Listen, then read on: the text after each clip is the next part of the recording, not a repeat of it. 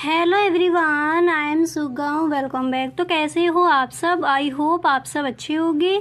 स्वागत है आप सभी का आपके अपने एसपी स्टडी यूट्यूब चैनल पर। तो गाइस, आज हम यहाँ पर देखने वाले हैं, जैसा कि आपने कहा था कि अर्थशास्त्र में जो आपका फर्स्ट चैप्टर है व्यष्टि अर्थशास्त्र का परिचय, पूरा चैप्टर कवर करा दीजिए। ठीक है, तो गाइस देखिए, ये है आपका फर्स्ट क्लास और इसी तरह से ऑल चैप्टर्स के जो भी आपके इम्पोर्टेंट क्वेश्चन हैं, यानी पूरा चैप्टर इसी तरह से डे बाय डे आपको क्लासेस मिलती रहेंगी। तो जैसा कि आप यहाँ पर देखेंगे फर्स्ट चैप्टर में कौन कौन से आपके इम्पोर्टेंट क्वेश्चन है, यहाँ पर पूरा हम समझेंगे। तो गाइस, इस वीडियो को आप एंड तक देखें, वीडियो को आपको बिल्कुल भी यहाँ पर स्किप नहीं करना है।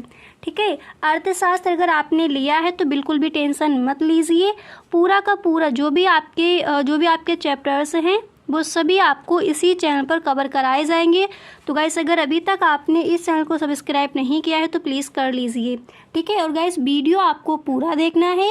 अगर पूरे के पूरे नंबर लाने हैं इस बार के बोर्ड एग्जाम में तो गाइस इस वीडियो को आप एंड तक देखें। तो यहाँ पर देखिए, पहले हम देख लेते हैं जो आपके एमसीक्यू क्वेश्चन दिए जाते हैं वो इस चैप्टर से कौन कौन से इम्पोर्टेंट हैं, पूरा चैप्टर यहाँ पर। इसके बाद देखिए जो आपके सब्जेक्टिव क्वेश्चन हैं उनको भी देखेंगे। ठीक है, तो ऑब्जेक्टिव क्वेश्चन में आप देख सकते हो, आपका पहला प्रश्न है कि व्यष्टि अर्थशास्त्र में सम्मिलित होती है व्यक्तिगत इकाई, छोटे छोटे चर या फिर व्यक्तिगत मूल्य निर्धारण। एंड नेक्स्ट ऑप्शन है उपर्युक्त सभी। तो व्यष्टि अर्थशास्त्र में सम्मिलित होती है। व्यष्टि अर्थशास्त्र का मतलब होता है सूक्ष्म अर्थशास्त्र यानी छोटा अर्थशास्त्र।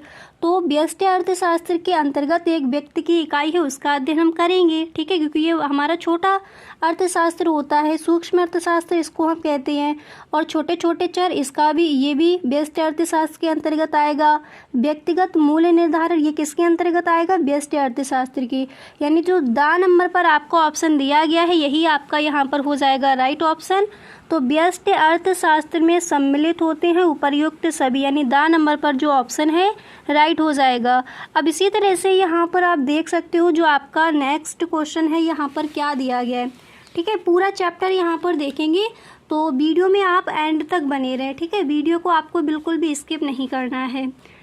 क्लियर? तो यहाँ पर आप देख लीजिए, सेकंड क्वेश्चन है कि व्यष्टि अर्थशास्त्र के अंतर्गत निम्न में किसका अध्ययन किया जाता है। ठीक है, तो यहाँ पर देखिए व्यष्टि अर्थशास्त्र के अंतर्गत निम्न में किसका अध्ययन किया जाता है? व्यक्तिगत इकाई, आर्थिक समग्र, ठीक है, राष्ट्रीय आय या फिर उपर्युक्त सभी। और फिर से यहाँ पर आपका दे दिया गया व्यष्टि अर्थशास्त्र। तो हम देख चुके हैं व्यष्टि अर्थशास्त्र का मतलब क्या होता है? छोटा अर्थशास्त्र या फिर हम बोल सकते हैं सूक्ष्म अर्थशास्त्र। ठीक है, तो यहाँ पर कौन सा ऑप्शन राइट हो जाएगा? फर्स्ट वाला, व्यक्तिगत इकाई। अब यहाँ पर 4 नंबर पर ऑप्शन था राष्ट्रीय आय।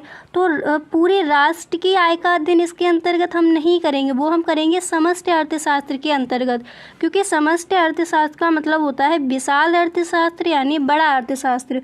तो व्यष्टि अर्थशास्त्र के अंतर्गत निम्न में किसका अध्ययन किया जाएगा? व्यक्तिगत इकाई का। ठीक है, चीज़ों को यहीं पर आप समझते चलिए। अब इसी तरह से यहाँ पर तीसरा प्रश्न आपका ये दिया गया है, आप देख सकते हो। तीसरा क्वेश्चन है कि उपभोक्ता व्यवहार का अध्ययन किया जाता है तो किसके अंतर्गत किया जाता है? सूक्ष्म अर्थशास्त्र में या फिर आय विश्लेषण में। इसी तरह से नेक्स्ट ऑप्शन है, इसी तरह से यहाँ पर नेक्स्ट ऑप्शन है समष्टि अर्थशास्त्र में, नेक्स्ट है सभी में। तो उपभोक्ता व्यवहार का अध्ययन किया जाता है किसमें किया जाता है? सूक्ष्म अर्थशास्त्र में, यानी आ नंबर पर जो ऑप्शन है राइट हो जाएगा। इसी तरह से 5वां प्रश्न क्या है उसको पढ़ लीजिए।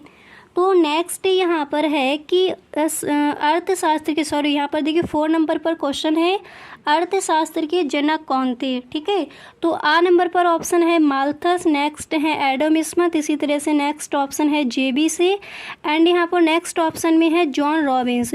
तो अर्थशास्त्र के जनक यहाँ पर पूछे गए हैं, तो अर्थशास्त्र के जनक कौन है? Adam Smith. ठीक है, यानी सेकेंड नंबर पर जो ऑप्शन है राइट हो जाएगा। इसी तरह से आप देख सकते हो जो आपका 5वां प्रश्न है वो क्या दिया गया है। तो 5वां क्वेश्चन है कि समष्टि अर्थशास्त्र के अंतर्गत निम्न में किसका अध्ययन किया जाएगा। अब यहाँ पर दिया गया समष्टि अर्थशास्त्र। तो समष्टि अर्थशास्त्र कैसा अर्थशास्त्र होता है? हमें पता है वो होता है विशाल अर्थशास्त्र। ठीक है, तो इसके अंतर्गत हम किसका अध्ययन करेंगे? तो यहाँ पर ऑप्शन देख लेते हैं। ऑप्शन आ नंबर पर है राष्ट्रीय आय, बा नंबर पर है पूर्ण रोजगार, सा नंबर पर है कुल उत्पादन, नेक्स्ट है उपर्युक्त सभी। तो राष्ट्रीय आय यानी पूरे राष्ट्र की आय का अध्ययन किसके अंतर्गत करते हैं? समष्टि अर्थशास्त्र के अंतर्गत। ठीक है, इसी तरह से यहाँ पर नेक्स्ट ऑप्शन में क्या दिया गया था? पूर्ण रोजगार। दा नंबर पर था उपर्युक्त सभी एंड सा नंबर पर आपका दिया गया था कुल उत्पादन। ठीक है, तो यहाँ पर आपका कौन सा ऑप्शन राइट हो जाएगा? तो यहाँ पर देखिए आपका ऑप्शन राइट हो जाएगा राष्ट्रीय आय। तो यहाँ पर देखिए 4 नंबर पर जो ऑप्शन है उपर्युक्त सभी। ठीक है, राष्ट्रीय आय भी इसके अंतर्गत आएगा, पूर्ण रोजगार भी, कुल उत्पादन भी, तो उपर्युक्त सभी राइट ऑप्शन हो जाएगा। अब आपके इस चैप्टर से कुछ सब्जेक्टिव क्वेश्चन भी हैं, उनको भी देख लेते हैं कि सब्जेक्टिव क्वेश्चन में ऐसे कौन कौन से प्रश्न हैं जिनको आपको तैयार करना है। ठीक है, तो पहला प्रश्न आप देख सकते हो, आर्थिक क्रिया क्या है, इसको आप तैयार करेंगे। देखिए आर्थिक क्रिया किसे कहेंगे, फर्स्ट क्वेश्चन। तो चलिए समझ लेते हैं यहाँ पर आर्थिक क्रिया क्या है। सबसे पहले आप हेडिंग डालोगे आर्थिक क्रिया, फिर आप लिखोगे कि उस क्रिया को आर्थिक क्रिया कहते हैं जिसका संबंध मानवीय आवश्यकताओं को संतुष्ट करने के लिए सीमित साधनों के उपयोग से होता है। ठीक है, उसे हम कहेंगे आर्थिक क्रिया। दोबारा से देख लीजिए, आप लिखोगे उस क्रिया को आर्थिक क्रिया कहते हैं जिसका संबंध यानी मानव की आवश्यकताओं को संतुष्ट करने के लिए सीमित साधनों के उपयोग से होता है। अब इसी तरह से यहाँ पर देख लीजिए आर्थिक क्रिया के प्रकार क्या है। अगर लघु उत्तरीय प्रश्न में क्वेश्चन पूछा जाता है तो इसके टाइप्स क्या है वो भी पूछ लिए जाएंगे। तो आर्थिक क्रिया के कितने प्रकार हैं? फर्स्ट है उत्पादन, सेकंड है उपभोग, नेक्स्ट है विनिमय। और विनिमय को भी 2 भागों में डिवाइड किया गया है, वस्तु कीमत निर्धारण एंड सेकंड है साधन कीमत निर्धारण, और चौथा हो जाएगा निवेश। तो आर्थिक क्रिया के प्रकार कौन कौन से हैं यहाँ पर आपने समझ लिए। ठीक है, अब इसी तरह से यहाँ पर अगला प्रश्न आप कौन सा तैयार करोगे उसको देख लेते हैं। तो आप देख सकते हो जो आपका नेक्स्ट क्वेश्चन है आपको कौन सा तैयार करना है। ठीक है, तो यहाँ पर देख लीजिए अगला प्रश्न आप ये तैयार करोगे कि व्यष्टि अर्थशास्त्र की परिभाषा दीजिए। तो व्यष्टि अर्थशास्त्र क्या है, चलिए इसको समझते हैं। आप हेडिंग डालोगे व्यष्टि अर्थशास्त्र, फिर आप लिखोगे कि देखिए व्यष्टि अर्थशास्त्र का मतलब होता है छोटा अर्थशास्त्र यानी सूक्ष्म अर्थशास्त्र, जिसके अंतर्गत जैसे एक व्यक्ति की आय है उसका अध्ययन हम करेंगे। ठीक है, कोई छोटा उद्योग है, ठीक है, उसका अध्ययन व्यष्टि अर्थशास्त्र के अंतर्गत करते हैं। तो इसकी परिभाषा आप किस तरह से लिखोगे उसको देख लीजिए। आप लिखोगे कि व्यष्टि अर्थशास्त्र में केवल एक व्यक्तिगत इकाई की आर्थिक क्रियाओं का अध्ययन किया जाता है। उदाहरण देख लीजिए, आप लिखोगे एक उपभोक्ता का व्यवहार, एक उत्पादन अथवा फर्म द्वारा उत्पादन क्रिया आदि। ठीक है, तो व्यष्टि अर्थशास्त्र क्या है, आई होप सही ढंग से आपको क्लियर हो गया होगा। अब इसी तरह से यहाँ पर देख लीजिए, अब इसी तरह से यहाँ पर देखिए समष्टि अर्थशास्त्र क्या है, इसकी परिभाषा को भी समझ लीजिए। तो व्यष्टि अर्थशास्त्र क्या है आप समझ चुके हो, तो समष्टि अर्थशास्त्र हम किसे कहेंगे उसको देखते हैं। इसकी परिभाषा को आप इस तरह से लिखोगे कि समष्टि अर्थशास्त्र संपूर्ण अर्थव्यवस्था के, इसकी परिभाषा को आप इस तरह से लिखोगे कि समष्टि अर्थशास्त्र संपूर्ण अर्थव्यवस्था के स्तर पर आर्थिक क्रियाओं का अध्ययन करता है। उदाहरण हो जाएगा राष्ट्रीय आय, राष्ट्रीय बचत, राष्ट्रीय विनियोग। ठीक है, तो समष्टि अर्थशास्त्र क्या है, व्यष्टि अर्थशास्त्र क्या है, यहाँ पर आपने देख लिया। एक क्वेश्चन आप ये भी तैयार कर लीजिए।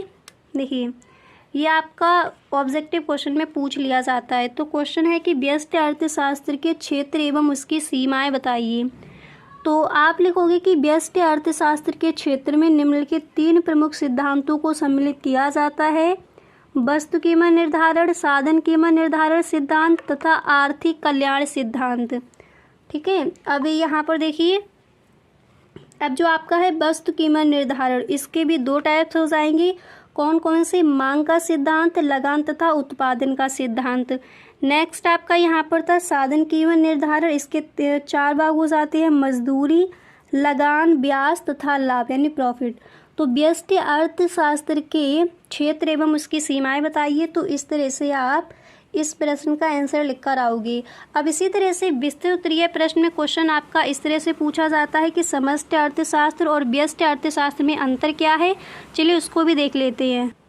तो यहाँ पर देखिए लघु उत्तरीय प्रश्न या फिर विस्तृत में क्वेश्चन पूछा जाता है कि समष्टि अर्थशास्त्र तथा व्यष्टि अर्थशास्त्र में अंतर स्पष्ट कीजिए। तो आप इस तरह से लिखोगे, इधर आपको लिखना है माइक्रो इकोनॉमिक्स, इधर आप लिखोगे मैक्रो इकोनॉमिक्स। ठीक है, तो माइक्रो इकोनॉमिक्स क्या है पहले इसको समझ लेते हैं। माइक्रो इकोनॉमिक्स का मतलब होता है व्यष्टि अर्थशास्त्र और मैक्रो इकोनॉमिक्स का मतलब होता है समष्टि अर्थशास्त्र। ठीक है, तो सूक्ष्म अर्थशास्त्र क्या है, आप लिखोगे कि व्यष्टि अर्थशास्त्र में व्यक्तिगत स्तर पर आर्थिक समस्या का अध्ययन किया जाता है, जैसे एक उपभोक्ता, एक उत्पादन, एक फर्म।